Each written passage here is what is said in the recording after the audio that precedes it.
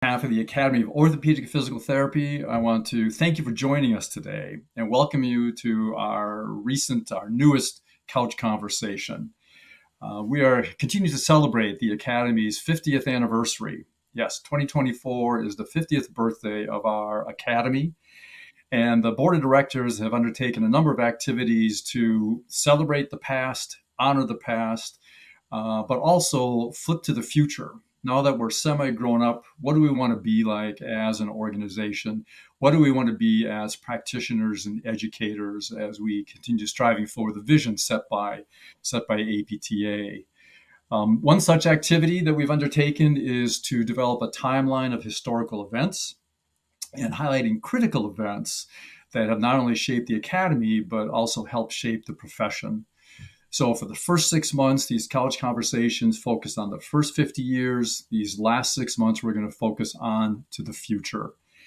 Our topic today, for lack of better terms, is we're calling it practice without walls. Now, having said that, the kind of our reference point is going to be the traditional classical outpatient clinic, brick and mortar site, whether it's private practice or a hospital-based clinic that patients and clients came to receive their services. So we're going to explore practice models that go beyond that traditional classical brick and mortar site. We are joined today by three physical therapists who have been in the middle of this fastly, quickly evolving area in terms of a practice model. First, we have Dr. Josh D'Angelo. Josh is co-founder of Movement X, which is a health platform whose mission is to provide quality physical therapy services whenever and wherever they are needed. I mean, I love it. Whenever and wherever. That sounds like a patient-centric, a client-focused model that would benefit a lot of people. Josh also has co-founded Move Together, which is a 501c3, whose mission is to increase access to quality rehabilitative services, not only in the U.S., but worldwide. We're also joined by Dr. Keaton Ray. Keaton is the other co-founder of Movement X. And Movement X has grown into really a nationwide PT practice at last count. What I was told was that there are Movement X practices in 16 states, including DC, with a staff of approaching close to 70, which really is a remarkable number. So it really is a nationwide business and operation. Besides providing quality care, Keaton has been very involved in helping to create alternative payment models, and designing a scalable business to benefit not only patients, but also the providers. So Josh and Keaton, thank you very much for joining me today. And last but not least, Dr. Rob Worth. Rob is CEO and president of Advanced Physical Therapy and Sports Medicine, located here in Wisconsin. Rob's practice started in 1998 with himself and one other physical therapist, Tracy Razor, and one administrator. And today it consists of 29 clinics with approaching 200 staff, again, scattered around the Wisconsin area. A big part of Rob's practice model is D2E, direct to employers. Rob's business has about 60 on-site employer contracts that, again, kind of fits the model that we'll be talking about today. So Rob, thank you as well for carving time out of your busy life to join us here. So we'll start with, and Keaton, I'll start with you. You're approached by a current DPT student, a recent grad, an early career physical therapist, and they come to you saying, I've heard about this practice without walls model, and they ask you, so what does that mean? Again, using the model you're involved in as an example.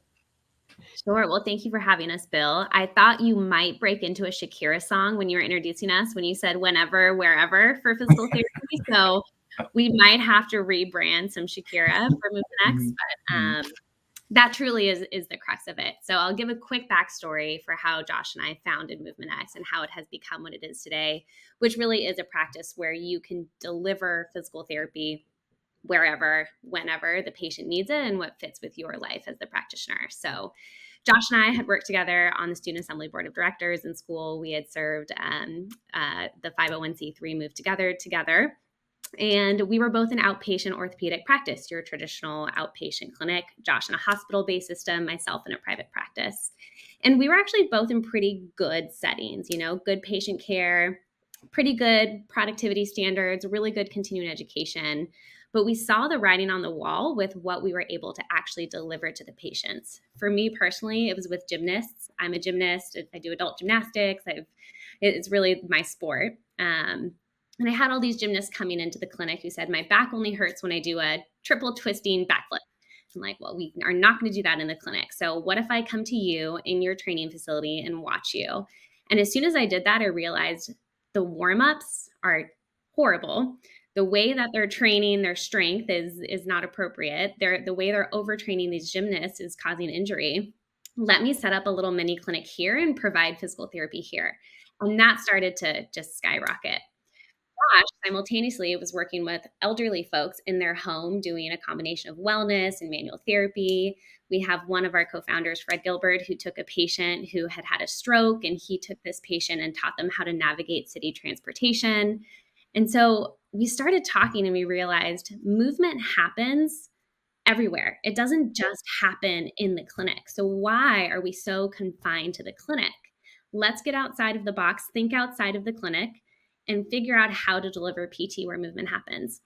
That was back in 2016 when we founded Movement X. Now, really, truly, we've expanded into 100 different practice settings. So that core mobile model of service delivery, so going to patients' homes, going to the doctor's office with them, going to their school, going to their gym, going to their Pilates class, going to the park, going to the beach, that's the core mobile model of care. But we've really expanded into a lot of other facilities. So we're looking at establishing prison system relationships. We're looking at direct to employer, and we look up to Rob quite significantly and all the work that he's done there. We have established satellite clinics where we put a little clinic propped up in a CrossFit gym or in a doctor's office where we drop in and out of. So there's a million different options for where to deliver physical therapy. You just have to look at where movement is happening with your patient population and figure out how to get there. Very good, very good. So, Josh, what can you add in terms of what you would describe to a new grad, early career PT, and also your early exposure to this kind of model? Yeah, absolutely. And first and foremost, thanks so much for inviting me on this podcast. It's a real pleasure to be here, Bill, with you and Rob and Keaton, people I look up to so much. And Keaton articulated it beautifully. I think the other piece of it is clinic without a walls, without that traditional setting, is there's no one looking over your shoulder. You're not being told how many patients you have to see, what time you have to arrive. No one's holding you accountable for that. What codes you can or cannot bill, because we're in an out of network model. And so there's a lot of independence and autonomy that comes along with it as well.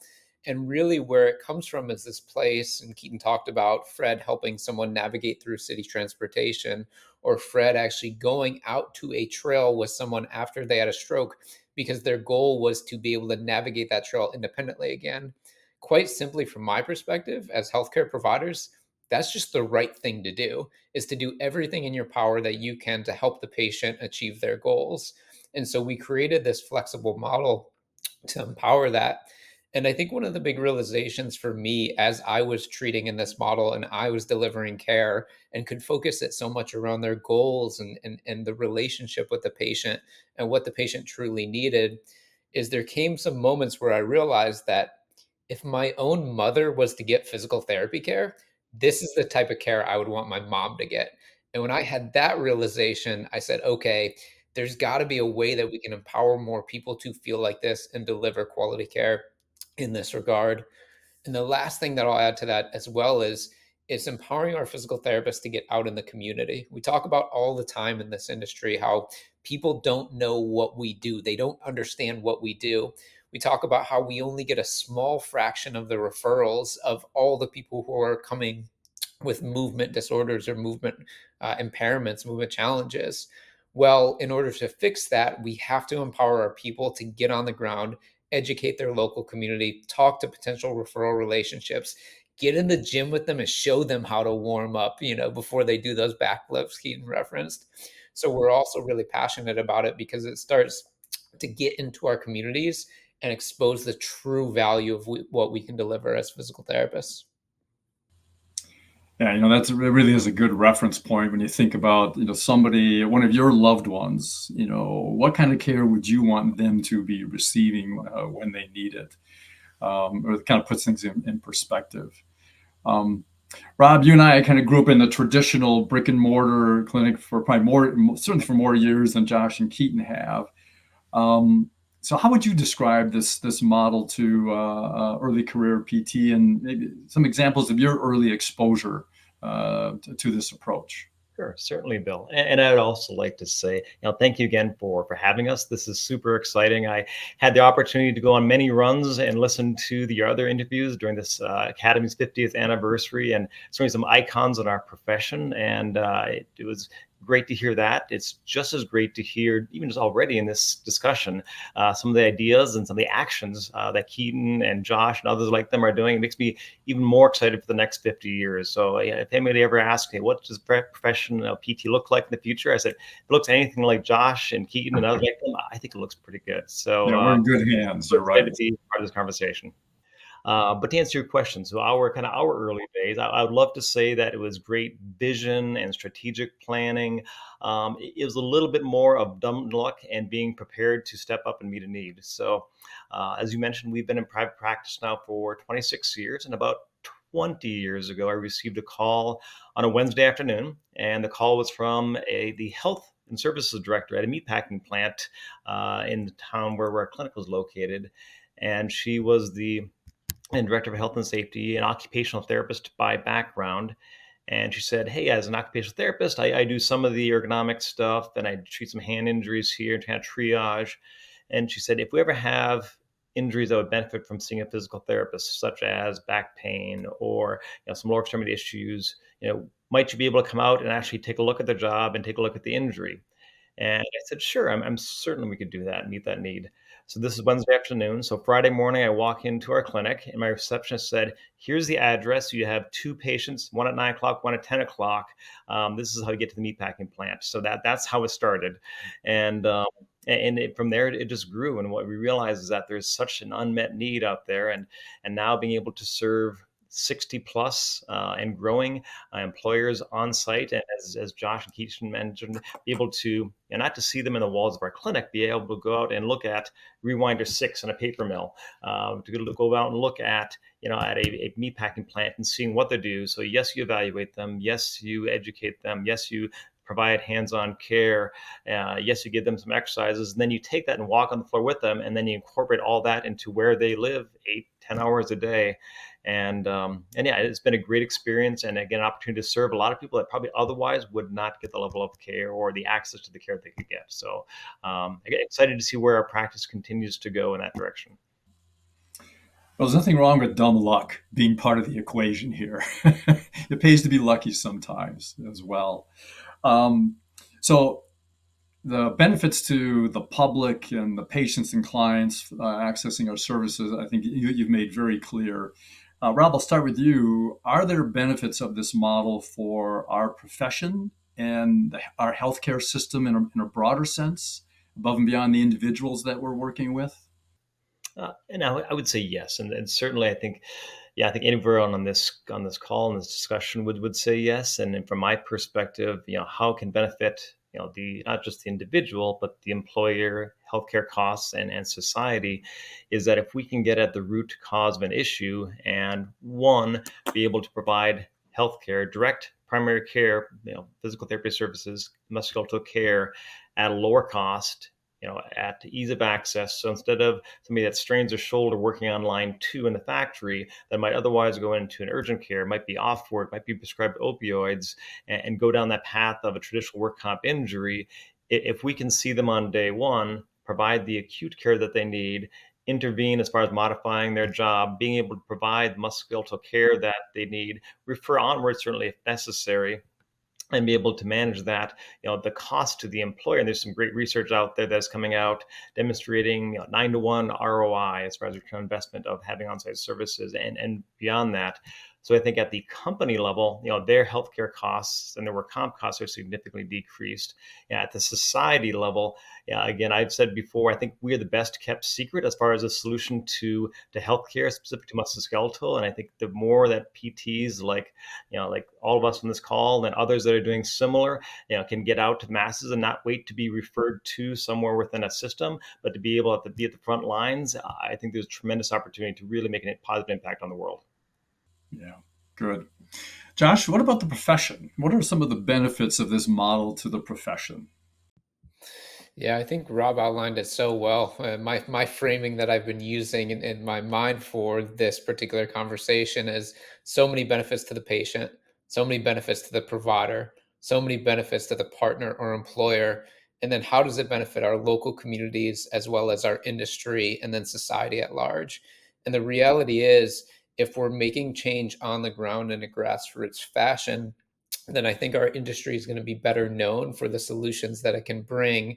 And the more people that know about physical therapy, the better. Again, we're only delivering our services to such a small fraction of the population that there is room for all of us to be as busy as we can possibly be, because so many patients could benefit from our services. So we're big believers at Movement X, and in a lot of the communities that I'm part of this abundance mindset, that if more people are getting access to great quality services, they're going to tell their friends about it. And then the whole industry is going to grow as well. I could walk into one apartment building in New York, for that matter, and be busy for days because there's so many people who could benefit from our services. So it's just about communicating that effectively, making it known, and building a reputation for excellence. It's so much fun when patients come in and they say, I didn't know a physical therapist could do that, or I didn't know physical therapy did this now. We have so many tools at our disposal, and it's about making those tools known and communicating the value that it can bring. Yeah. Keaton, how about you? Benefits beyond the individual that we're providing services to. Yeah, I'm climbing up on my soapbox while Josh and Rob have been talking, and now I'm up here ready to go to town. My soapbox is really about the provider experience. We have a core principle at Movement X that an empowered provider empowers their patients. And I think a lot of companies traditionally in the traditional model miss the provider experience and are so focused on the patient, which is great. That is the end goal, is to improve the societal health. But when you're putting providers locked in an uninspiring clinic with super high productivity requirements and you don't give them autonomy or career trajectory growth, you are just going to burn out your workforce. And there's going to be higher turnover. And turnover is one of the most expensive things for any PT practice. And what do you then do? You have to then squeeze the workforce that you do have by making them more productive. And so in this model, while yes, it's a practice without walls for the patients, it's also a career without walls for our providers, right? We want to give providers the opportunity to have full autonomy over their schedule. If they have kids and they need to do daycare drop-off schedules, you set your daycare drop-off schedule, and then you can go to your patient's home anytime. You can go to the workplace anytime. You can go to the physician's office anytime, right? It really is autonomous decision-making. And so it's twofold. It's designing a career without walls while delivering patient care without walls. And that empowered provider is going to provide better patient care. So that's my soapbox. I'll jump off. Don't jump off too far. Listen to the three of you and knowing a bit about your backgrounds and your practices. I mean, to me, this is a setting where the PT can practice at the top of their license. That's a buzz phrase that we've been pushing for a long time, is what can we do to promote that, the PT's ability to practice at that level and then make it happen. And that's what you're describing here. Also, I hate to compare and contrast too much here, but I ran into a physical therapist at a fun run, maybe a month and a half ago, and she had a booth in an area, free consultation, and she had some, health information for runners or plotters like myself. And she was 1 year into developing this kind of practice without walls model, and she had kind of grown up in the classical, traditional brick and mortar outpatient setting. And when she described her experience this past year, was being uncaged compared to what her professional life used to be like. And I thought, boy, that kind of sums it up in a lot of ways. But a good move for her and the people she's providing care for. Um, Keaton, I'll start with you. This almost sounds too good to be true, right? And that, so there has to be some challenges associated with this kind of model. So what challenges have you and others faced? Yeah, well, we've all heard of the boom in cash-based practice, right? You can't go to any conference or open any, media without hearing about cash-based practice. And I think as much as we are a proponent of cash-based practice and the incredible impact it can have on providers and patients, we also at Movement X recognize that it is not the solution to societal health. And so it allows you to get outside of the practice walls and have higher profit margins and have that more personalized one-on-one experience. But cash-based practice is also hard to scale. It doesn't target the entire population, right? There's a lot of folks that can't afford that. And so I think that is probably the biggest barrier, is that there is definitely a place for in-network insurance billing, right? Medicare, Medicaid, they have really important roles in this healthcare system that can't be overlooked. So the biggest challenge as a profession is, how do we have this practice without walls setting while still balancing the needs of society? And at Movement X, and I believe with Rob as well, is that the solution for us is, yes, we have a large component of our practice that is out of network.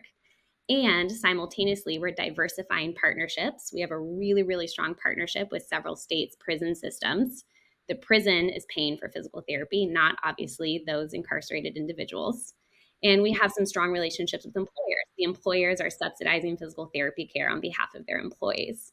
So we're looking at a lot of different partnership models to diversify revenue while keeping margins high so we can maintain our providers' income and quality of life and our patient care standards, while offloading the cost of care for patients. So I think the hardest part of this model is just finding that balance. Yeah. Josh, how about you? Challenges that you personally have faced or that you've heard from others that are in a similar practice model? Sure, yeah, and I'm so glad you asked this question. I've been thinking about the framing that our greatest strength is also our greatest weakness, and how does that play into this model? And Keaton took the perspective of a kind of broader society, industry challenge. I also think it's challenging for the individual provider as well. It comes down to a couple different factors that we've really tried to design around. One is communication. There's so much communication, and for that matter community even, that comes from just documenting next to each other or treating next to each other, bumping into each other at the water cooler. It creates these bonds within the clinic where we have the opportunity to not only facilitate community, create friendships, but we also learn from each other.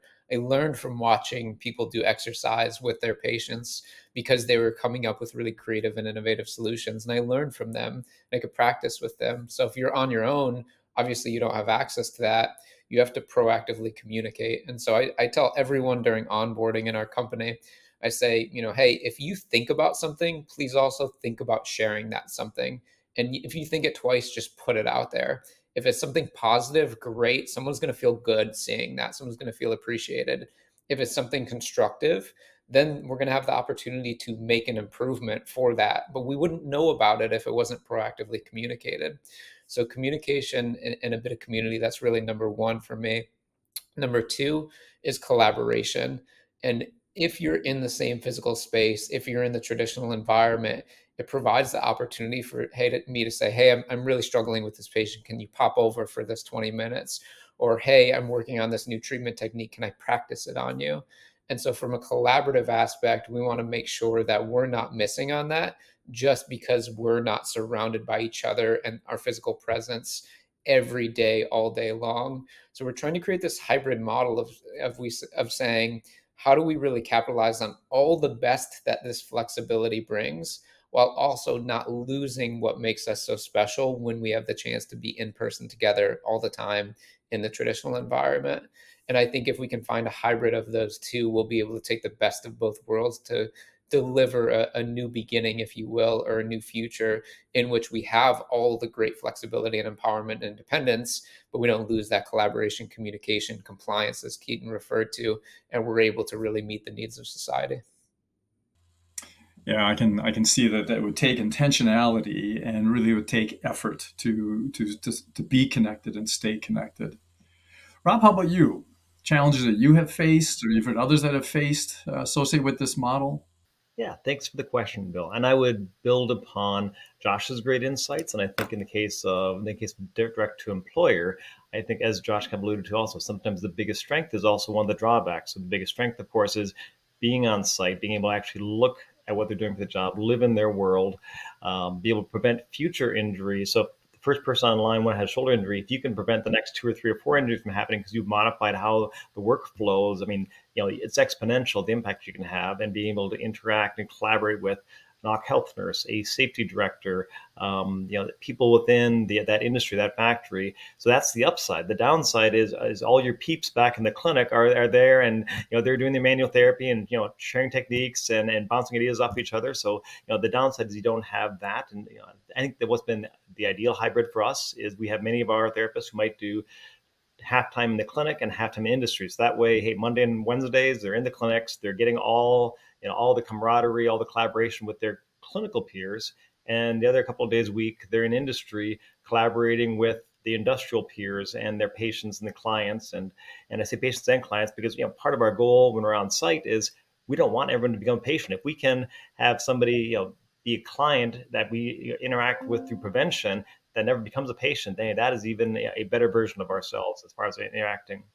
I think the last thing I would add as far as drawbacks is sometimes the anticipated space that an employer thinks we will need. So I have been in many kind of introductory meetings where the employer is excited about the opportunity to potentially have a physical therapist on site, and I think what they assume of that we will need is 6 exam tables, a couple bikes, a weight machine, and a full out clinic. And I think the best way I kind of communicate what we need is obviously our hands, our head.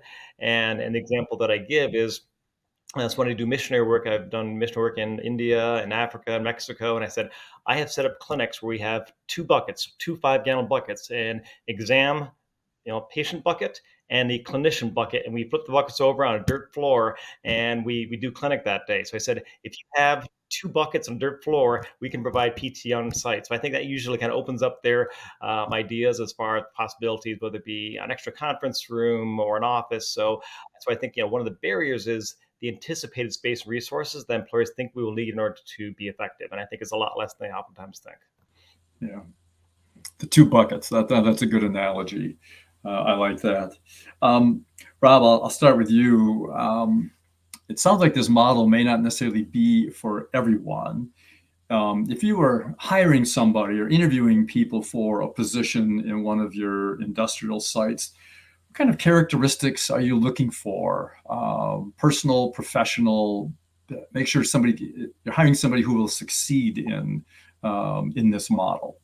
Yeah, and also good question, Bill. And I would say, Nathan, I think it's okay that it may not be for everyone. Just like neuro inpatient may be great for some clinicians, and may not be the best fit for other clinicians. Or pediatrics might be great for some clinicians, may not be the best fit for other clinicians. So I think similarly, a practice without walls, either something like Josh and Keaton described, or practice without walls in a factory or other settings. I think it's going to be for some people, and I think for others not as much. I think the people that we look as it being a good fit is, even though a new grad could do it, I think ideally, if a new grad is applying, we want to make sure they have a fair amount of clinic time so they have the opportunity to get the mentoring, because I think it's hard to mentor. You can, and we actually have a lot of online internal team chats amongst our industry team of, hey, I saw this yesterday, would love to get people's thoughts from a treatment standpoint. And you can mentor virtually, but I think you lose some of that. So ideally it would be someone that either has a couple of years experience under the belt, or will be spending the majority of the time in the clinic so they get the mentoring that they need to be the best clinician that they can become.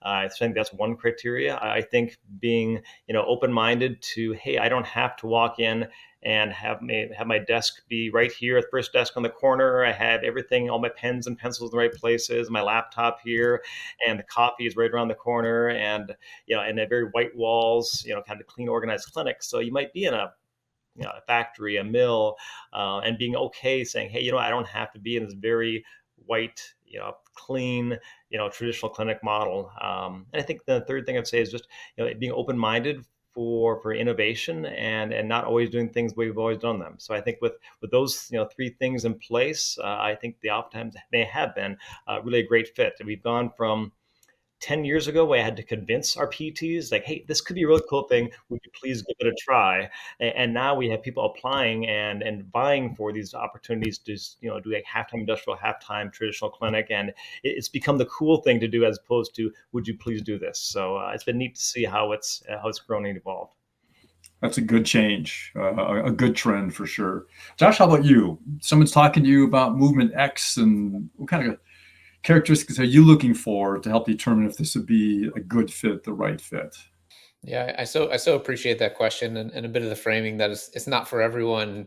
Keaton, much to our chagrin early on when we started out, boy, we wanted to be for everyone. We wanted to make it work for every single applicant that came through, but we've been through many iterations to try to figure out, hey, who is the right person and who's the person who's probably not. And it comes down to can we help them succeed? Can they be successful with the resources that we can bring to the table and the characteristics that they're bringing to the table? And over time, I'll be pretty honest that I've landed on that I care a little bit less about clinical skills, but I care a little bit more about mindset. And I say that because, even though traditionally we haven't accepted many new graduates, we've accepted two. The first one was kind of an accident, and the second one showed up in a suit and tie to his interview and knocked my socks off and did really well. So he got me hooked with the suit and tie. But even though we've accepted those two, I had confidence in those two that even if they didn't know the answer to their problem, they would go find it. And I would tell them that. I say the thing that differentiates you is that if you don't know what you're trying to manage, or if you're not sure about the trajectory of a treatment, you will either go talk to a mentor and get their opinion, or bring a mentor in on that particular treatment session, whether that's digitally or in person. Or if you really can't figure it out, you'll do more research or you'll refer them out. But you're not going to rest and just be okay with going through the motions. And I think if you have that mindset that I'm going to deliver value every single session, I know the trajectory I'm on with this particular patient, I'm confident in it. Or if I'm not confident, I'm going to make a change. I think that's one of the most important factors. So that's really a big piece of what I look for. That alongside their commitment. They really want to be successful in this model. Boy, are we creating some incredible physical therapists that are coming out of school nowadays. I'm talking to them thinking, you were way smarter than me when I graduated. And even though it's only, gosh, a decade ago now, boy, you are incredible. But I think the biggest piece is mindset, that desire, that willingness to succeed, and then making sure they can be successful with the resources that we have in combination with what they're bringing in. Yeah. Yeah. Keaton, how about you? What characteristics are you looking for? Have you seen in people that have succeeded in your model? Well, Josh and I are biased because sometimes our brains become one, having gone through so many candidates and applications at Movement X. And really, I'm looking for people who can justify the value for which they are delivering to their patients. And what I mean by that specifically is, if we take just the segment of our business that is out of network cash pay, if you are asking a patient to pay $200, $250 per hour for your services, you best be delivering quality care, right? And that's not just you're the most amazing manual therapist that's ever existed. That is, are you connecting with your patients? Are you getting down to the nuances of their goals? Are you educating them about a plan of care and getting them scheduled? Are you confident in yourself? Are you collaborating with referral sources? Right? So people who are in this model are the people who are investing in the patients and showing value clinically, through marketing, through interpersonal skills, through relationship development, all of the above. So we've worked pretty hard over the years to determine who are these people, what kind of skill sets do they possess, and that really is the secret sauce right there to be successful in this model. Even if you don't join Movement X, if you go off and do this on your own, you are going to be successful if you have that holistic approach, right? If you're just kind of hoping people come to you and you're passively, it's going to be a lot harder to succeed. Yeah, you're right. Those are attributes you hope and wish that we all had, and everybody entering our profession would have. So, Keaton, I want to switch gears a little bit here. Although it wasn't that long ago, it seems decades ago that we battled with the COVID pandemic. So how did your model hold up during the pandemic? Yeah, well, we had a unique growth curve because we really became a company like with COVID. Josh and I had the idea of Movement X in 2016. We left our jobs and went full time with Movement X in 2018, and then we didn't really, truly, honestly know what we were doing for a couple of years, and then all of a sudden, COVID hit. Right. And so I would like to say that we grew significantly over COVID because of how innovative and smart we were. But I think also it was just good luck, is that we had finally hit our traction and understood what we were targeting from a customer perspective right around the same time as COVID. So we specifically did really well during COVID. But I think truly the reason that is because we were always designed to be flexible and innovative, right? And so we weren't burdened by these really expensive rental payments or these really expensive mortgages and a bunch of admin assistant salaries and a bunch of salaries, right? We were really built on a nimble model. So when COVID hit, we could very quickly pivot to telehealth or outdoor sessions, right? We could very easily mobilize our workforce. So I think it was the best of both worlds, as we were just hitting our stride as a business, and simultaneously we were built on a flexible model. Yeah. Josh, how about you and your experience? Yeah, Keaton, I thought you were going to tell the true story of how it all went down in COVID. So no, I'm just teasing. But the honest story is, Keaton, you got married. What was it, March 12th? March 14th was my wedding day, and then March 15th, everything exploded. Right. So it was real so Keaton gets married March 14th when that weekend when everything was coming down, shutting down, NCAA tournament gets canceled, all of that. And so Keaton was getting ready to get married that day. That morning, before Fred and I officiated her wedding, we're writing an email to our team encouraging everyone to go telehealth. And so in that moment, to Keaton, to your point, we were really flexible and adaptable. So it allowed us to make decisions really swiftly. And when it became clear that the safest way to take care of our patients and keep our team safe as well was to pivot to telehealth, we immediately made that decision and said, hey, highly encourage your patients to go telehealth. Here are the resources we have available. Here's what we're going to do in order to further support you in the coming days, and started consistently communicating. And because of that adaptability, then when it became clear that we were safe to have sessions, but we needed to be outside in person and we had to stay 6 feet away, we did it. We would go meet at the park and we would say, hey, we're going to come see you in person, but we're not going to get within a 6 feet radius of you. And so we started having sessions actually outside in person. And then when it became clear it was okay to have sessions, get a little bit closer, but to be masked up, then when we were able to get PPE, we encouraged people that use the PPE, and now you can start to treat your patients hands-on again. And then finally, when it became clear it's safe to go inside, we did that as well. And so we had this really lineated process. And while a lot of companies were furloughing or firing their employees, laying them off, we actually found it as a moment of acceleration for us because we were so flexible and adaptable. We got more applications in that early part of the pandemic than we ever had in our history before. So while a lot of organizations were closing their proverbial doors, we wanted to open ours.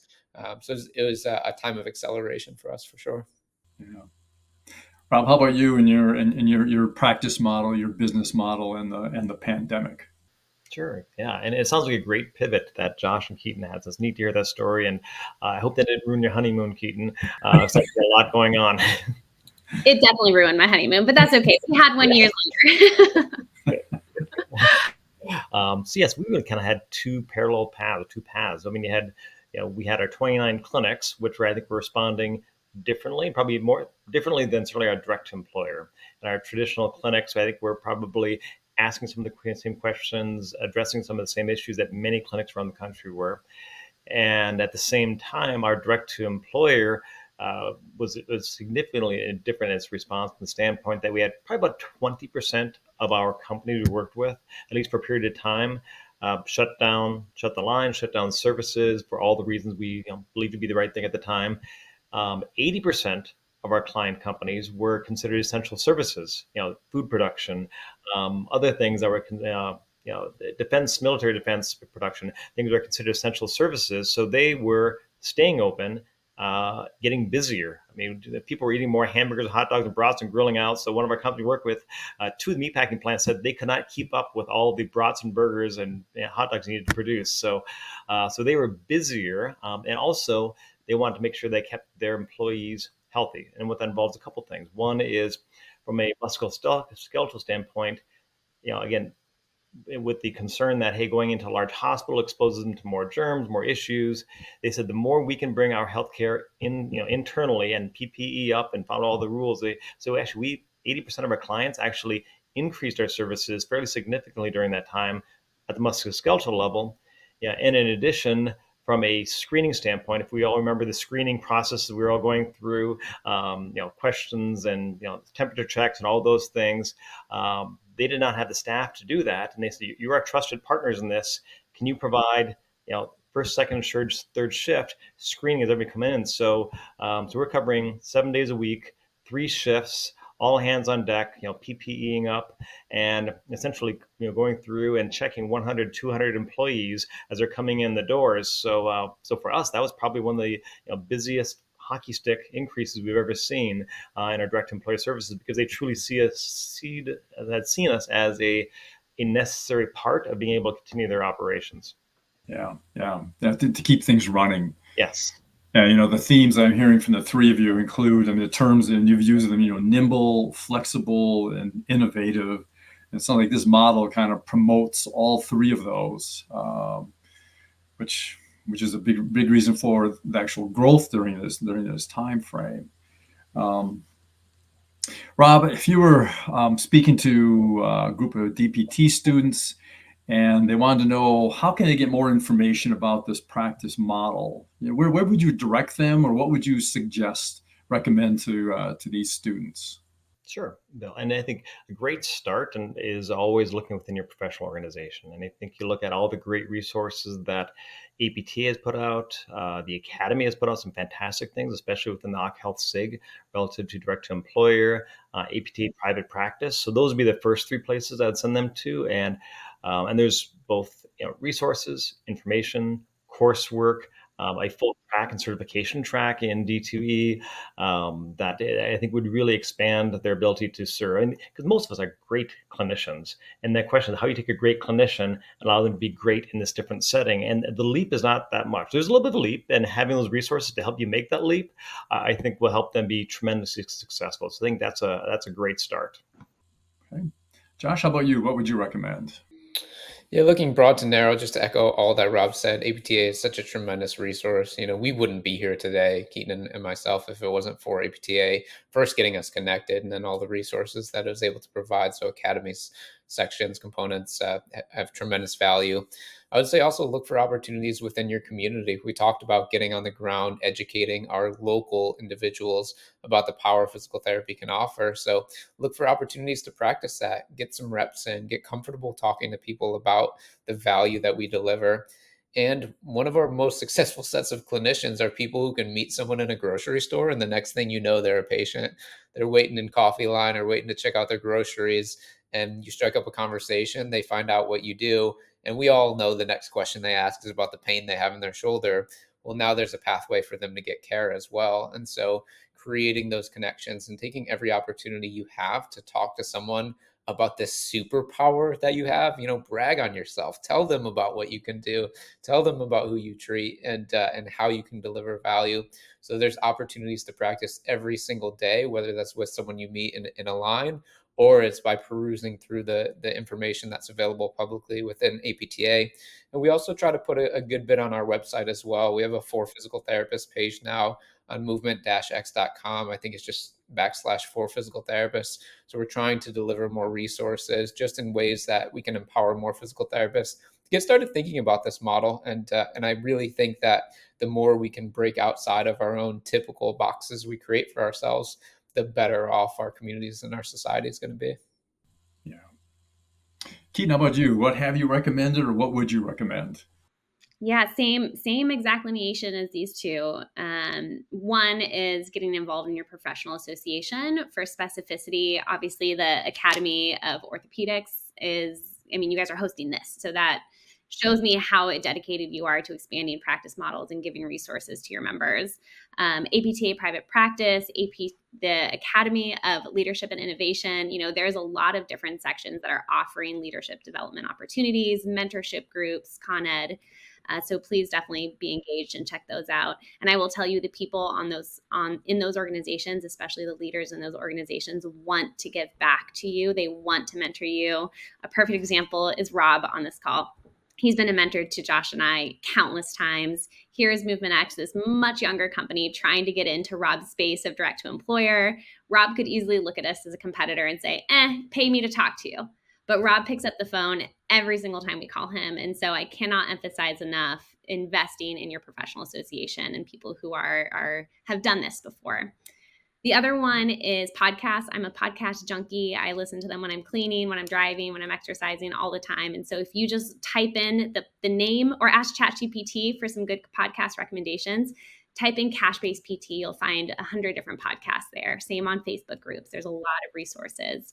And then just to reemphasize what Josh said, a little shameless plug, Movement X is really dedicated to helping people understand how to best go into the practice without walls setting, specifically the cash-based out-of-network setting, because we want you to do it right? There is a good way and a bad way to go into this setting, and we want this to be a setting that is thriving for all PTs. And so please check out our website, movement-x.com. There's a drop down there that says provider resources. If you click on that, we have tons of blogs. Readiness assessments is whether or not you're ready to go out and market. If you are ready to market, how do you organize your contacts? How do you know if an organization is aligned in their values?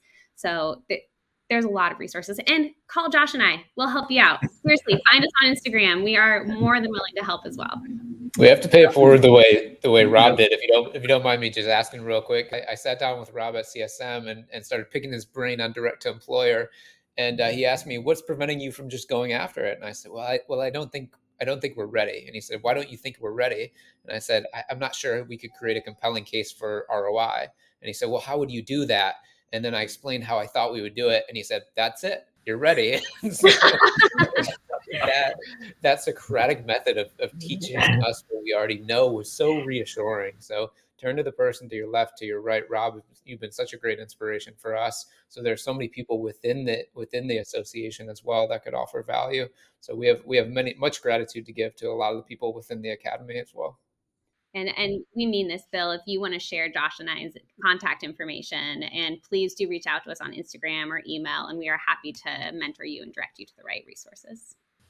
Yeah, very good. And Keaton and Josh, sounds like you're passing it forward as well as Rob has done, which is the best way to do it here. Does Movement X, do your clinics, do you take students on internships, affiliations? Does your model allow that to happen? I'll take it. Not right now in the traditional DPT sense, because our physical therapists are treating about 20 patients a week maximum on a full-time salary. And so PT schools are typically looking for higher density than our providers are treating. With that said, we've gotten really creative with part-time internships, students who are looking to go into PT school. We do accept those observations. And if there's a niche practice that you want to observe, we're more than happy to make a special arrangement. Yeah, very good. Very good. All right. Kind of last question here, final thoughts. And Keaton, we started with you. We'll start again with you on this. Final thoughts about the practice model, and what do you foresee? Look in your crystal ball for the next 10 to 15 years, and what do you envision? Well, I don't think this model is slowing down. I think it was sprouted at a time of desperacy when reimbursement rates are getting cut, PTs are getting burnt out. This new entitled millennial generation you hear about all the time that Josh and I are part of, businesses, I think, have hit a critical mass where the new workforce is not really standing up for the previous standards. With the reimbursement cuts, something had to change. And now we see this just flourishing of cash-based practices, innovative practice models, online service delivery, alternative ways of doing movement education through applications and movement programs and social media influencers. I don't think that's going to slow down. That's going to continue to just skyrocket. And where I hope that I personally and Movement X at large can play a role is helping people be more efficient and safe from a liability compliance standpoint, and just move this along faster in a more successful way so that it benefits the provider and society equally.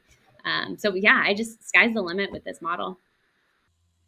Josh, how about you? Final thoughts?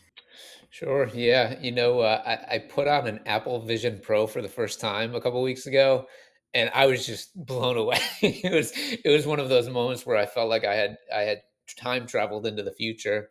And I share that to say that I think technology is going to continue to accelerate the push towards innovative solutions like practices without walls. And I think it's going to help ease some of the burden that we've seen, some of the challenges we spoke about earlier, the challenges of communication, the challenges of not being able to collaborate as effectively. But I truly believe we're going to be able to deliver more and more effective care from anywhere. And what I also hope that this model is doing is empowering innovative solutions from physical therapists themselves. We spoke about some of the solutions we brought during the time of COVID, and that didn't come from me coming up with this brilliant idea that, oh, we can go be in person 6 feet away from each other. It came from one of our physical therapists doing it, and from us learning that, hey, this is a safe, creative way that we can deliver care right now. So I think the more we can empower our physical therapists with the liberty to design new and creative systems and approaches, the better off that we're going to be as an industry. So I hope to see much more creative and innovative solutions coming through, whether it's through the lens of technology or not. But I do think technological aspects will continue to accelerate the push towards these models. Yeah. Rob, final thoughts, and what do you see in your crystal ball? Sure. So, and I would say, look, as I start looking back and then finish looking forward. So, as I look back 30 years ago when I first started practicing, we rarely did manipulation. I was like, one of the oddities in our practice of doing manipulation on a regular basis and functional movement. And, commonly we get a prescription for ultrasound that said 1.5 watts per centimeter squared times 8 minutes from the physician, from the orthopedic surgeon, because I wouldn't know how to set the ultrasound properly without that referral and that order. So that's where I started in practice. If Josh and Keaton, you can even imagine that. So it's been fun to see our journey the past 30 years, at least for my practice, 30 years. 10 to 15 years, my gosh, this is going to be exciting. I think it's going to be like many things in technology, many things in the world.